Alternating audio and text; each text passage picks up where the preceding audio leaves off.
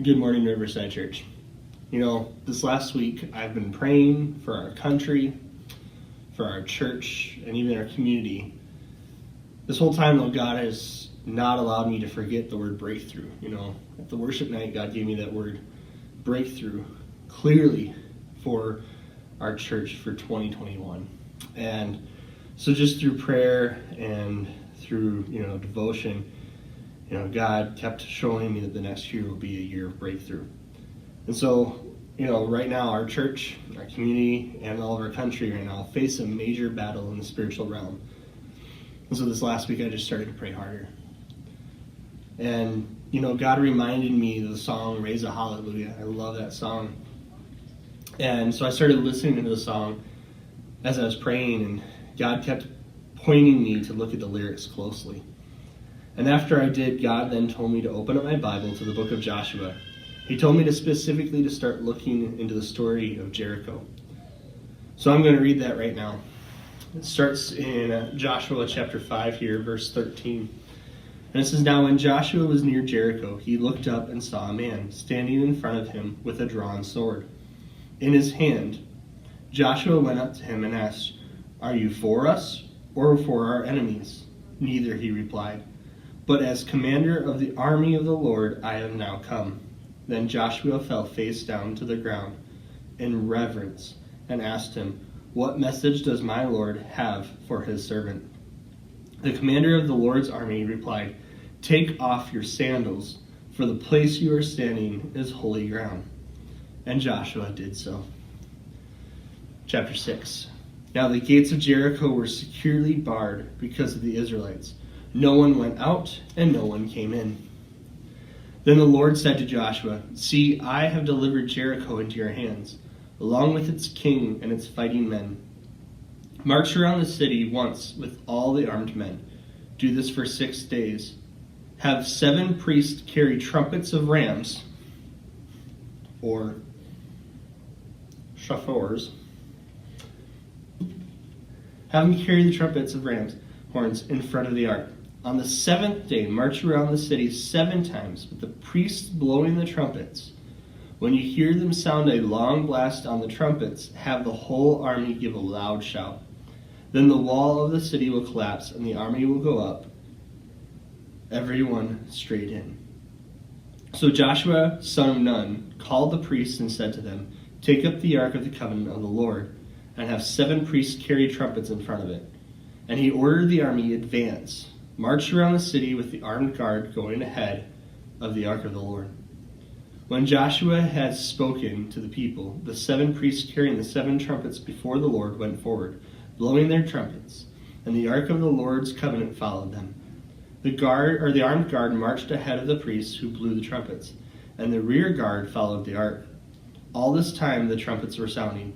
But Joshua had commanded the army, "Do not give a war cry, do not raise your voices, do not say a word until the day I tell you to shout, then shout." So he had the ark of the Lord carried around the city, circling it once. Then the army returned to camp and spent the night there. Joshua got up early the next morning, and the priests took up the ark of the Lord. The 7 priests carrying the 7 trumpets went forward, marching before the ark of the Lord and blowing the trumpets. The armed men went ahead of them, and the rear guard followed the ark of the Lord, while the trumpet kept sounding. So on the 2nd day they marched around the city once and returned to the camp. They did this for 6 days. On the 7th day they got up at daybreak and marched around the city 7 times in the same manner, except that on that day they circled the city 7 times. And the 7th time around, when the priest sounded the trumpet blast, "The Lord has given you the city. The city and all that it is in it is to be devoted to the Lord. Only Rahab the prostitute and all who are with her in her house shall be spared, because she hid the spies we sent. But keep away from the devoted things, so that you will not bring about your own destruction by taking any of them. Otherwise you will make the camp of Israel liable to the destruction and bring trouble to it." So when the trumpets sounded, I skipped over to verse 20 now. When the trumpet sounded, the army shouted, and at the sound of the trumpet and the men gave a loud shout, the wall collapsed. So everyone charged straight in, and they took the city. I'm going to stop there because that's kind of what came to mind when God showed me this and showed me the verses and showed me the song. Because, I want to point out that, the trumpets, the shofars they were using was used by the Israelites to give signals and announce special occasions. Every time they would transfer the Ark of the Covenant, they would sound the shofar. It was also used to frighten away evil spirits and the gods of the enemies. It was used as a warning sign and a declaration sign. The Israelites were sounding these trumpets off as they walked around the walls of Jericho, their obstacle to take back the promised land. Every day for 6 days they would do this, and on the seventh day they walked around 7 times. They blew their trumpets and shouted. The walls came down by the Spirit of God. Their obstacle, their storm, their enemies, their unbelief came down to the ground. In our life we need to do that. The lyrics to the Raise of the Hallelujah song is just that.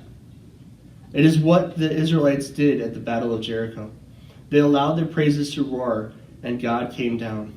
Instead of focusing on the election, instead of focusing on the sickness around you, instead of being afraid, let us sing a little louder. Because the verses here in Raise a Hallelujah, I raise a hallelujah in the presence of my enemies. I raise a hallelujah louder than the unbelief. I raise a hallelujah, my weapon is a melody. I raise a hallelujah, and heaven comes to fight for me.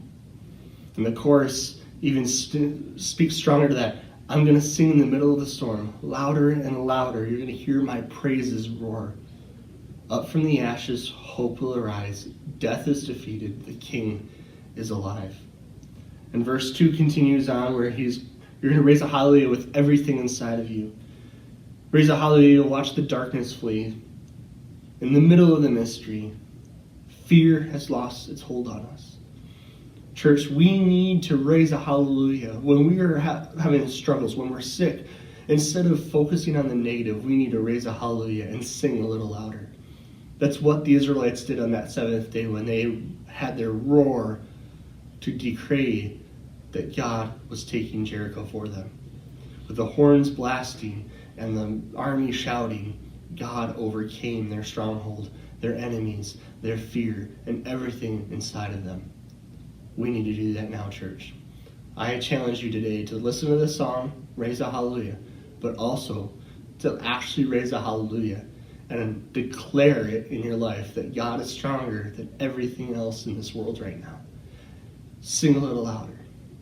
In the presence of your enemies, sing a little louder. Louder than the unbelief. Weapon is a melody. Allow heaven to come fight for you guys today. Thanks, and have a great day.